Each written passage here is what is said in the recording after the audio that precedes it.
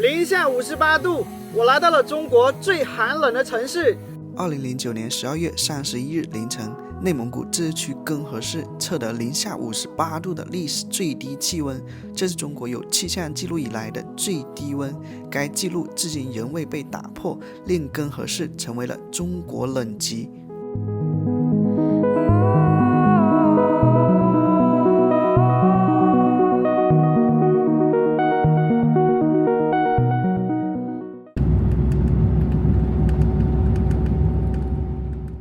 在中国最北的城市漠河市以及中国最北的乡村北红村各拍了1集影片后，我从漠河前往下一站内蒙古根河市。它位于漠河市西南方向342公里处的大兴安岭腹地，地处阿速东北之行中认为最孤立的一片林海雪原之中。可能你会问，明明漠河比根河更北，为什么根河比漠河还冷呢？在上2集影片咱们知道，漠河已经把我冷得嗷嗷叫，最冷时曾创下零下53度的最低温，但根河为什么能超越漠河，创下零下58度的中国历史最低温？这跟根河的地势有关，咱们后面展开聊。欢迎再来漠河，我都知道。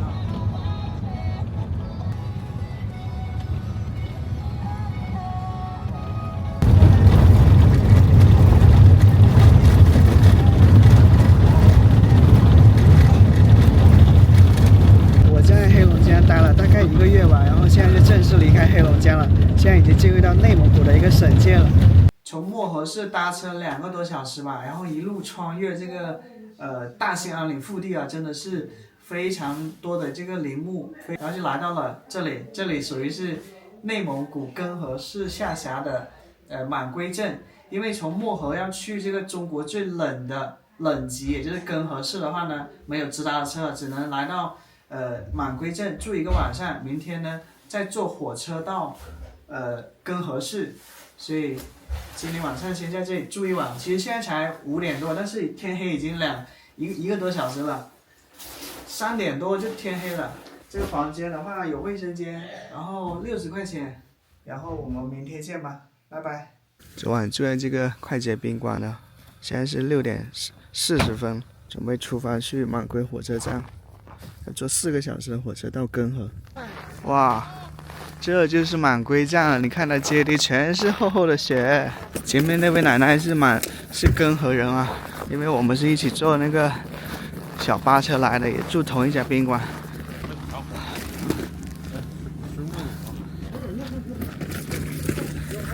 绿皮火车我来了，满归站。现在是蓝调时间，特别漂亮的天空，白雪皑皑映衬着这个湛蓝的蓝天，然后还有橙黄的灯光啊，特别有雪国的那种列车的风光感。雪国列车是很多人上车买票的。最冷的时候，天特别的冷的时候，就是有那一层白雾嘛，就好像是下雾似的，那你也看不着人，对面的人看不清楚，看不清，你也看不见，因为全是白雾。对，那相当的冷啊。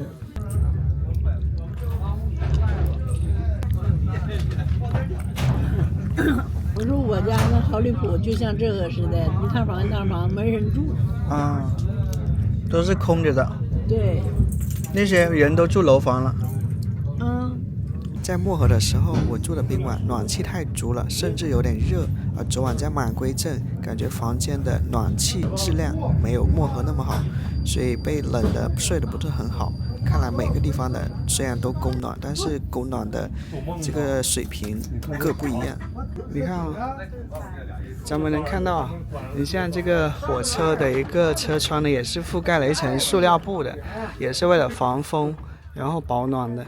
跟这个村里面的平房是一个操作，外面就是冰天雪地的一片白雪茫茫。这里是去根河的中间一个经停站，好像叫阿尔山吧。然后呢，我看到了非常漂亮的一幕啊，灌木都是挂满了冰霜的，真的是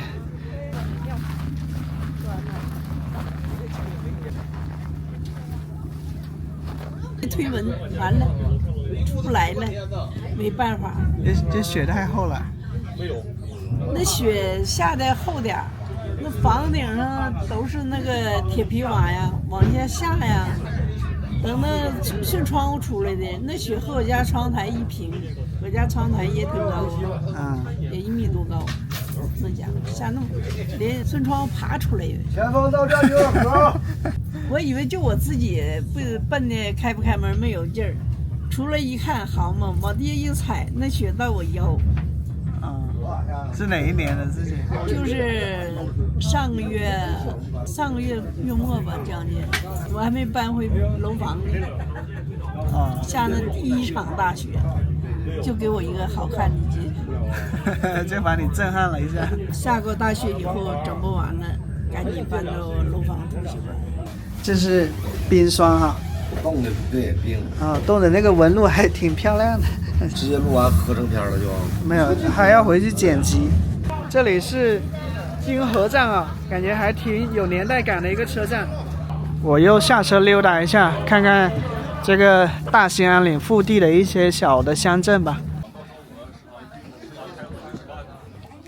因为隔了一层这个塑料布啊，所以外面的景色看不太清晰，但是我也能看到，你看外面的这个松树都挂满了这个白茫茫的树冠。看这个真的是林海雪原。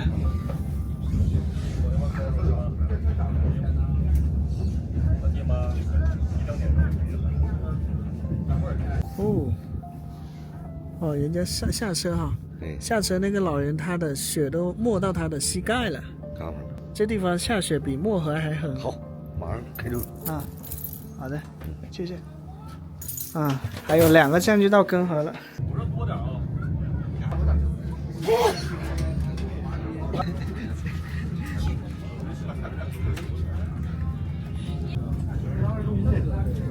马上就到根河站了。根河市是内蒙古自治区的一个县级市，由呼伦贝尔市代管，原名额尔古纳左旗，是中国纬度第2高的县级市，纬度最高的就是咱们前面游览的漠河市。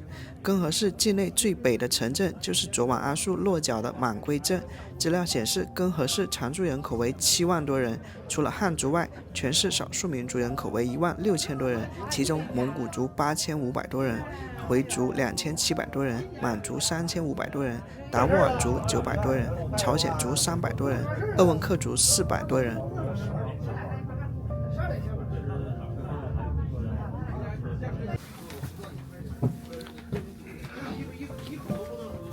历经4个小时啊，从满归镇来到了中国冷极根河市根河站。1块钱的班车，这班车地上全是冰。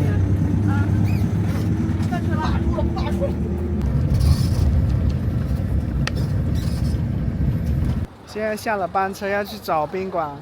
我在根河市住了7天，其中花了2天时间跟拍这座中国最冷城市的早市和集市，将于下集和你分享。如果你对这里的生活方式、人文风俗、饮食文化感兴趣，欢迎订阅阿硕的频道并收看我的下集影片。我订了一间宾馆，这家宾馆刚好就叫冷极零下58度宾馆。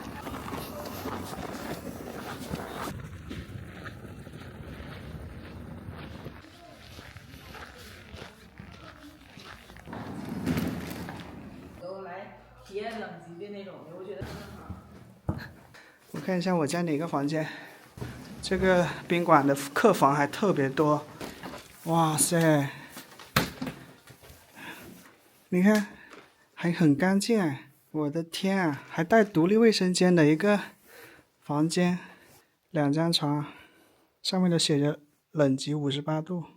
这个房间我还挺吃惊的，因为它才50块钱，带独立卫生间的，而且很通透，外面就是覆满白雪的这个屋顶啊，很漂亮。这房间才50块钱哎！我们看这洗漱用品，我感觉像是酒店的标准啊。这还有一次性的一个鞋子，2年时间苍老了许多啊。像根河这个城市啊，可以说大部分地方都被白雪覆盖着，所以就是一片白雪茫茫的话，它把这个本来就挺刺眼的阳光就反射出来了，就显得格外耀眼。我有时候就感觉眼睛都有点睁不开，所以这里戴墨镜是特别需要的。在根河的第一顿饭，排骨面。刚才那一碗面我还没吃到一半就吃不下去了，太咸了。而且不仅是面咸啊，这个排骨也非常咸，齁咸的。然后后来老板说啊，这个地方太冷了，然后呢这边的人口味很重，我这里一点都吃不惯这么咸的。师傅，我想问一下，咱们这边是从什么时候就很多的来直播的，就过来了？是哪一年开始的？好几年了，头4、5年就开始有来的啊。他们在这盖冰屋，在冰屋里住，雪屋、冰屋。爱看的人多哈。对。现在还没盖吧，因为还没那么冷哈。现在也有盖的了。冰雪现在都已经就是不化了，它就能盖了。最冷是几月份呢？咱们根河？12月份。12月份。元旦左右。最冷。那时候的话，平均气温能达到多少呢？平均晚上40、50度，白天零下20、30度。晚上最冷的时候都零下50多度。哇，那这么冷的话，咱们这边老百姓是怎么抵御这个严寒的呢？我们这个屋里头取暖措施，供暖非常好。这个供暖费也是1平米38块钱吗？我们这是1平按月算，1平是3块左右吧？对，1个月。那供暖时间是几月到几月呢？供暖时间9月1号到6月1号。哇，这么长的供暖？9个月，对，9个月。我的天啊，一年只有3个月是不供暖的。对，9个月。那得多冷呀！您家的话，一般这个1个月交多少钱呢？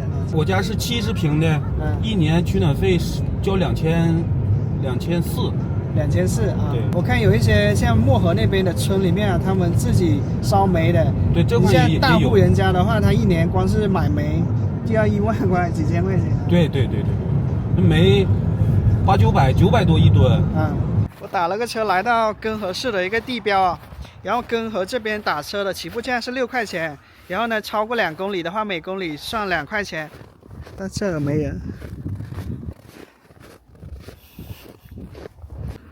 这里就是根河市的一个地标啊，这个是世界上最大的温度计了吧？上面写着中国冷极。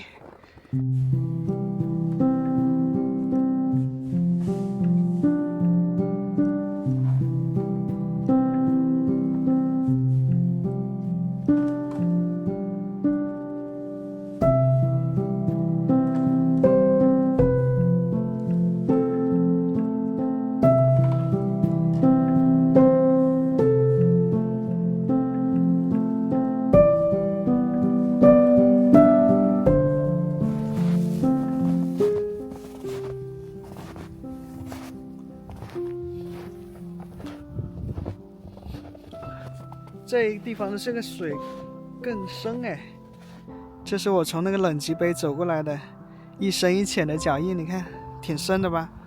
我身后这棵松树挂满了红色的这个松果，在太阳照射下是红色的。如果你看我前面的视频的话，会知道从昨天开始啊，我就跟一位根河生活了69年的一个奶奶，然后呢一路从满归来到根河啊，我们可以说是昨天到今天都在一起。反正他跟我讲了很多根河的历史故事，还有这边的文化习俗等等的。后面我会把这位奶奶称为根河奶奶。我来到这里我就想起他说过的，他说这边有一些人啊可能没有养老金，但是呢他们可以申请低保，然后呢低保的话一个人是700多块钱，那么一家有3个人的话呢，一家就能领个2000多块钱。最重要的是什么？这里是大兴里的腹地，这里的这个林木资源还有这种野生的资源特别的丰富，比如说山货呀、野货呀，所以一些这个夫妇啊，老年夫妇啊，他上山捡一些这种山上的果子啊什么的，我没太听清啊，反正山上的一些山货、野货可以捡的，比如说一些红豆啊什么的，就拿到集市上卖。有的好的话，一天2个人能卖1000来块钱呢，不好的话也有几百块钱。从卫星地图看，或者是从我刚才的航拍都能看到，根河市区呢是一个这个群山环抱的这种盆地里面长出来的一座城市啊，所以呢，这里的话严格来说交通是挺闭塞的。然后我从漠河来到这个地方，可以说是转了2趟车，花了昨天下午3点钟搭车的，然后今天的11点才来到这里。虽然这里地处大祥岭腹地最前不着村后不着店的孤立僻远之地，但因为有广袤的森林，只要不是太懒，不仅饿不着，手脚勤快的，每年还能从这一片森林的馈赠中收获颇丰。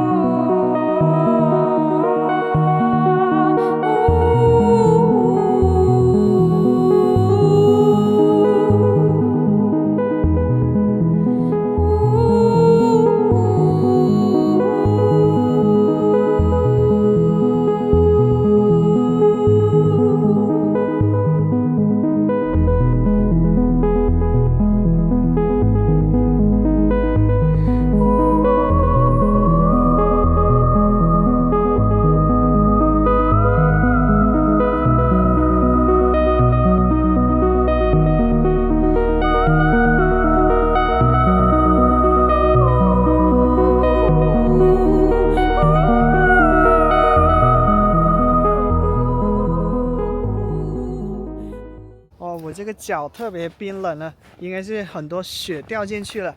我没有穿那种可以说是防雪的靴子啊。冷极小镇啊，位于中国冷极内蒙古根河市不冻河左岸。这个带一个钉子是吧？它这个后边这是1个、2个、3个，后边是4个，前面是5个。哦，这些钉子就可以提高它的摩擦力哈。对呀，它不就是不那么滑了，抓住了吗？哦，那是不是踩了这个鞋就一点都不滑了？对呀。哦，要不然你都不敢迈步啊。对呀，我就感觉就滑了一跤，你们年轻，像我们这岁数大，滑了一跤就麻烦了。这个是7块1对儿。哦，那我也有便宜的，便宜那个不好，便宜的咋的呢？它这个背面呢，就是这么一个铁片，这么一个铁片，它们仨是连起来的。啊，你小时候没有这个是吧？小时候没有啊，去年我才发现，在网上。是不是咱们这边很多老百姓也戴这个呢？对呀，它滑嘛。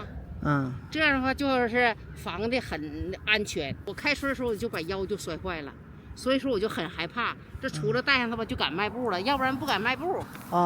我那天也是在火车上听一个说，他也是把那个肋骨都给摔折了啊，然后住院了。我这也是搁寒冷，我住了2、3个月院呢。好了，谢谢姐啊。没事啊。再见啊！买人就买那好的，买7块多那个。好的好的。溜达起来就不冷。哦，溜达起来就不冷了哈。那你穿的衣裳不冷啊？我有点冷。有点冷，穿的少，看小方面。不是我们冻出来的。哦，你们是冻着长大的。你不是我们本地人，看你穿的那么少。好，再见。再见。我现在要从那个冷极塔那里走到一个翱翔里面。有一个世纪在轮回，从那个冷极塔那里走到前面翱翔大概有1.5公里啊。翱翔呢就是鄂温克族人生活的地方。鄂温克族人是很喜欢养驯鹿的，所以我们可以了解鄂温克族的风俗文化以及跟可爱的驯鹿近距离接触。咱们这种环境下一定要离那个车远一点，以防止这个车打滑把你给撞了。因为其实在这种路面啊，就是结了冰的一个路面，走的话这个车其实也是很容易打滑的，他们刹车也不好刹，刹车都要往前滑一小段。现在走在这里有车走路过的这个雪上呢，就它的摩擦力会高一点，但是比较危险。但走上面的话呢，那个雪一直往鞋子里面渗。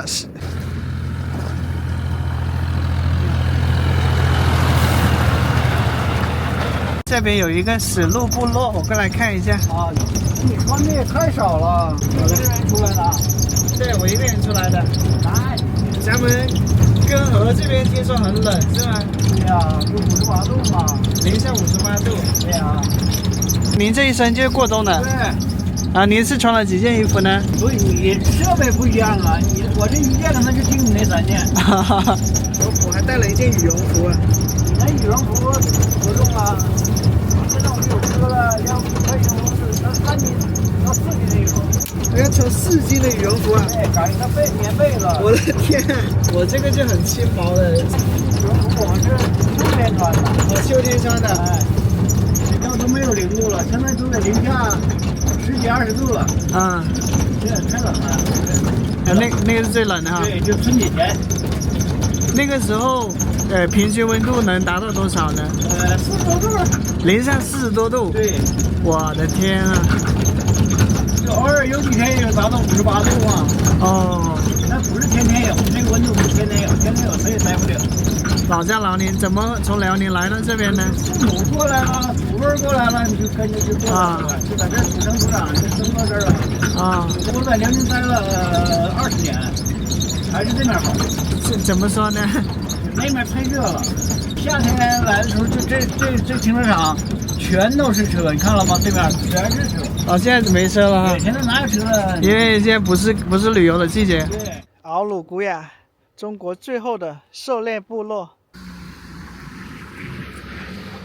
然后呢，这里就是敖鲁古雅原始部落了。看看现在能不能看到这个驯鹿啊？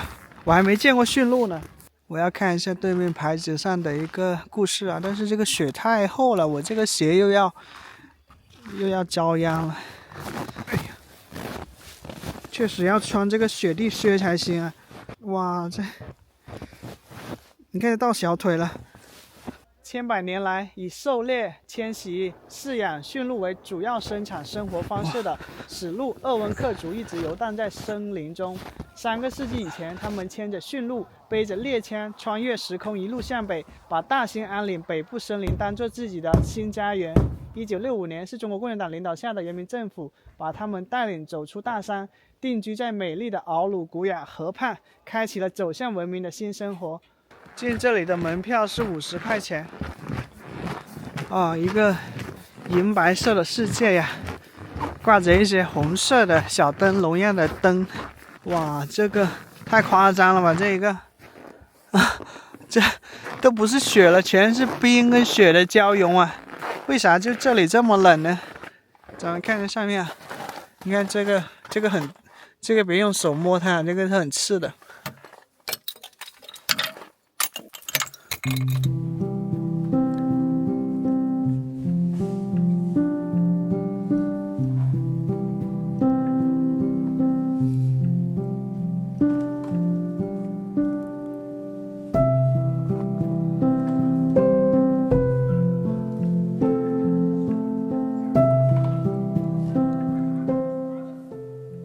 这里是一棵大树了，因为这个树挂太重了，直接把这棵树给压垮了。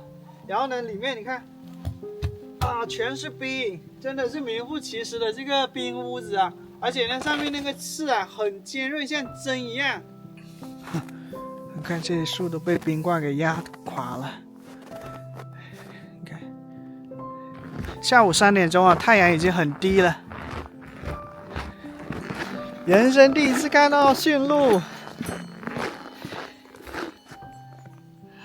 好开心！哇，这驯鹿的话，我还看到一只蹦蹦跳跳的小兔子呢。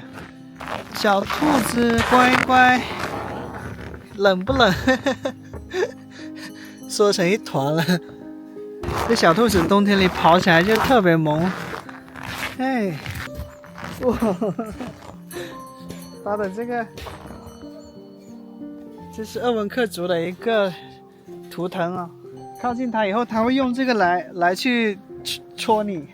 敖鲁古雅史路鄂温克族与恶劣的自然环境抗争，与森林中的凶猛野兽搏斗，与欺压奴役的侵略者奋战。他们是古老图腾最虔诚的守望者，他们是冰雪世界里果敢不屈的巨人。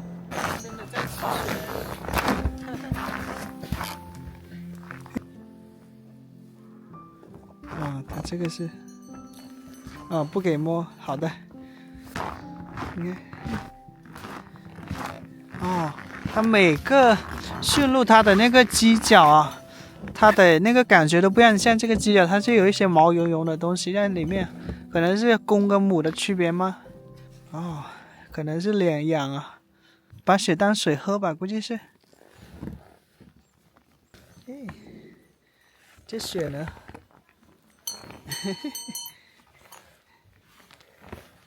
哦，这里就像一个冰雪的童话世界一般啊。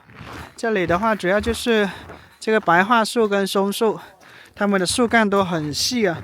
因为在东北呢，属于是极寒地带啊，所以这些树木的生长周期一年里只有几个月。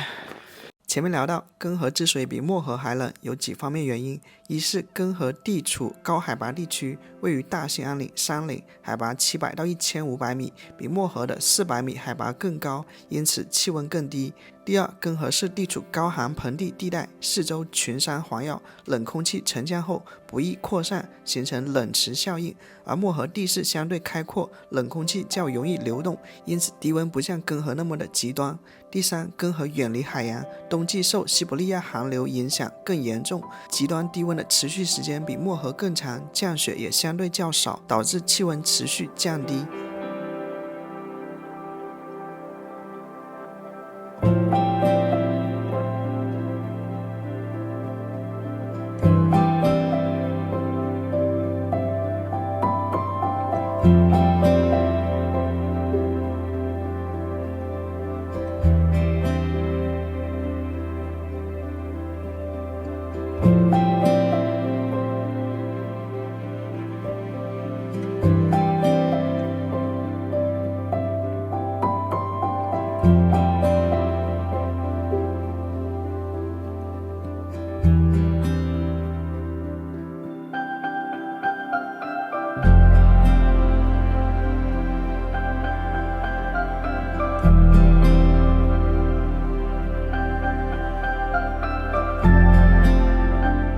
你看，这地面上的这一颗一颗的，在这个林海雪原里探险的感觉。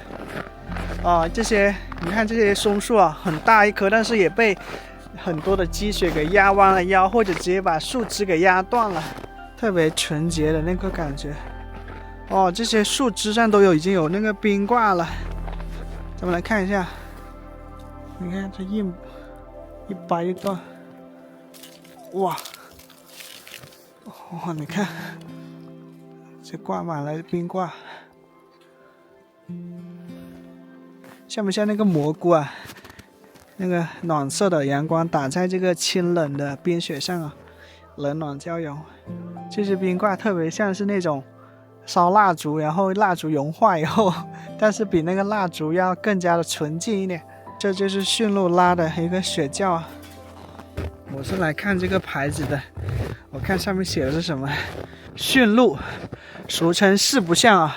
此鹿鄂温克语发音为奥阳。驯鹿长着马一样的头，鹿一样的脚，驴一样的身躯，牛一样的蹄子。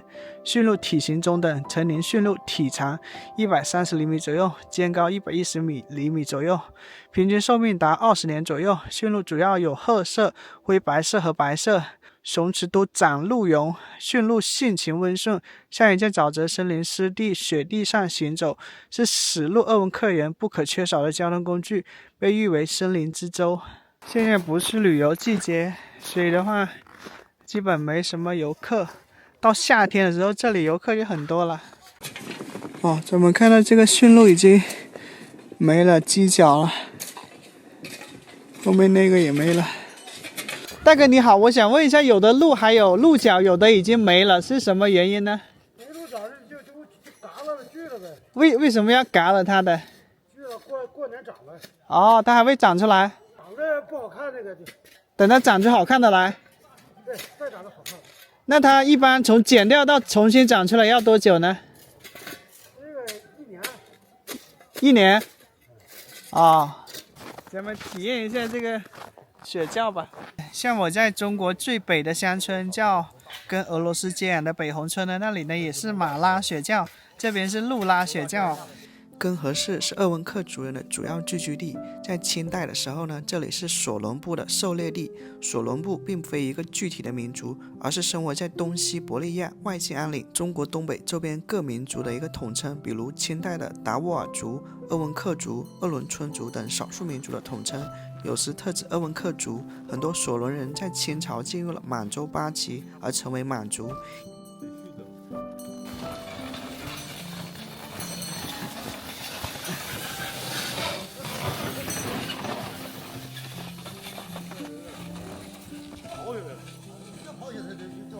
来，咱们看一下这个，这是雪橇的那个车辙啊。哦，掉头了。这条路还没太被驯化，保留着一股野性啊，挺好。咱们来看一下是怎么操作的哦，是挂在他身上系着的这个绳子上啊，用一根扣子啊扣上了。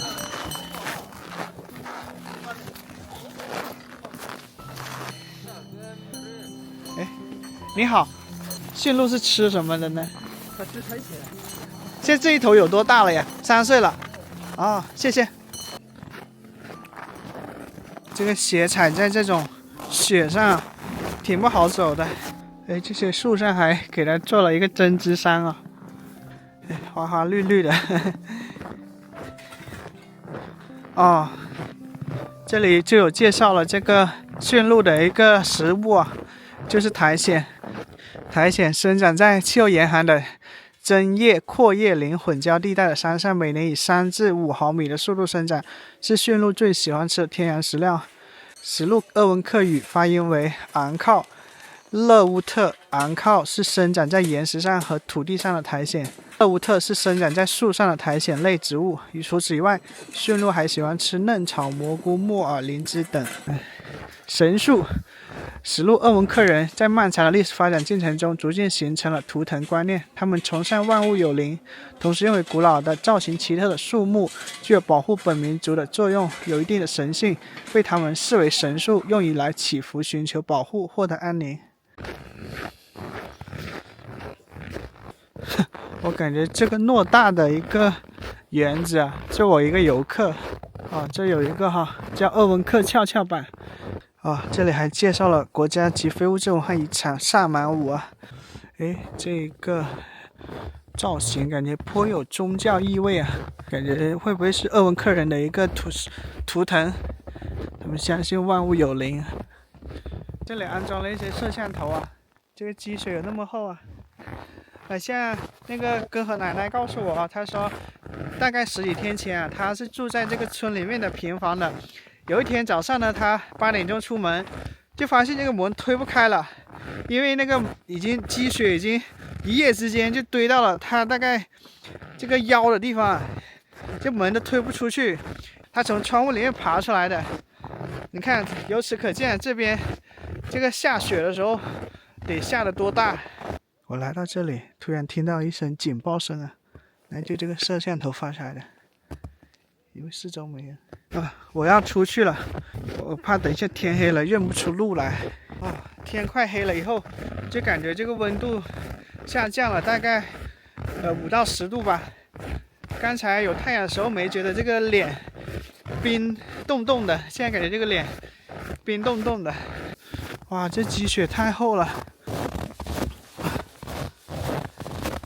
这个走在雪地里还挺不方便的，因为它这个路是不平的，你这个鞋的话就七倒八歪的。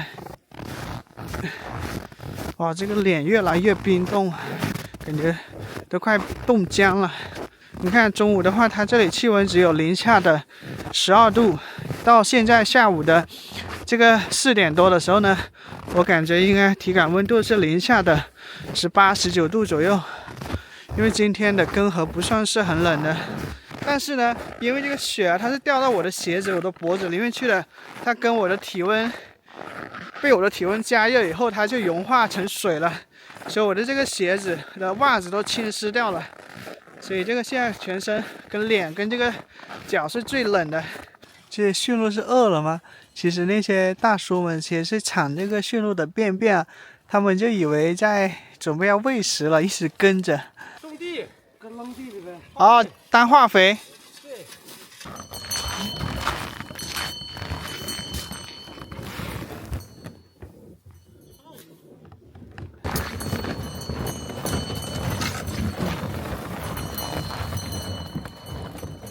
要进园了。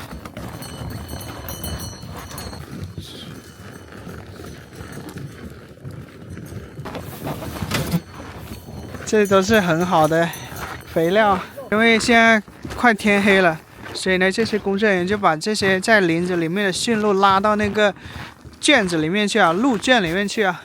哦，原来刚才看到那个帐篷，咱们这边叫搓骡子啊，也就是这个是鄂温克猎民他们住的这个房子啊，跟蒙古包或者毡房都不一样。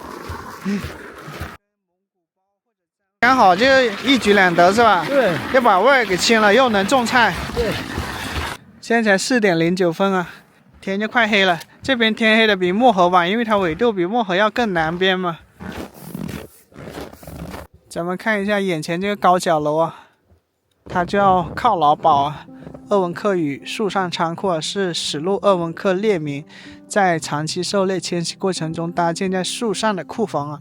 这种具有民族特点的仓库以自然树为四柱，离地高3-4米，盖上桦树皮遮挡雨雪，也可防野兽。仓库不设锁，人们可以蹬梯上下。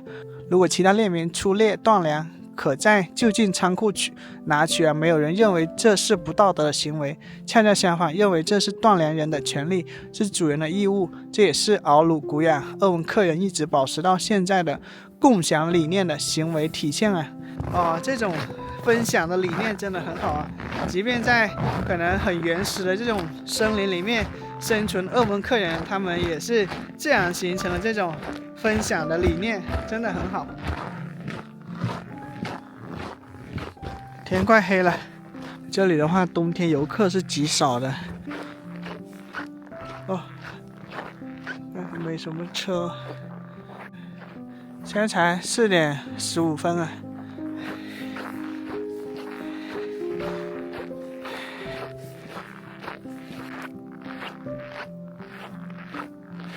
万里冰封，千里雪飘。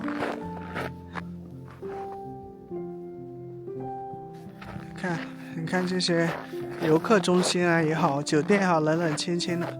前面就是鄂温克人博物馆。我在这放个无人机啊，可以看到这些牌匾是有汉字跟这个是鄂温克语吗？啊？你们觉得冷吗？就是我们待习惯了，不觉得冷。今天尝一下东北的这个特色美食啊，酱大骨啊，在漠河我就想吃了，后来就点了一个小鸡炖蘑菇，就没吃成了。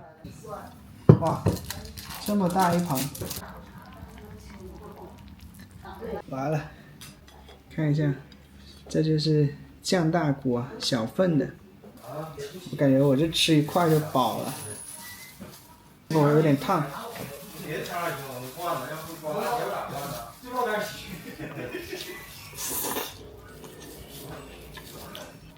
哇，果然是极寒的地方，我感觉这些菜好像普遍都比较咸。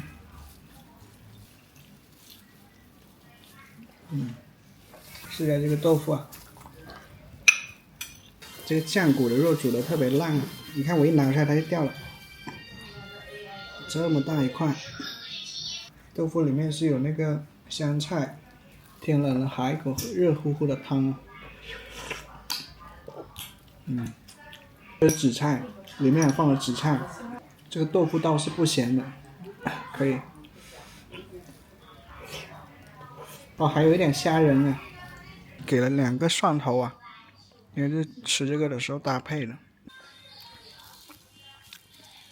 我刚从包里拿出这个像起来像个冰块一样，然后全是这个水雾啊。如果能够味道再淡一点点的话，应该是挺好吃的，就是略微咸了一点点。这个8块钱，大家觉得这个物价怎么样呢？在根河。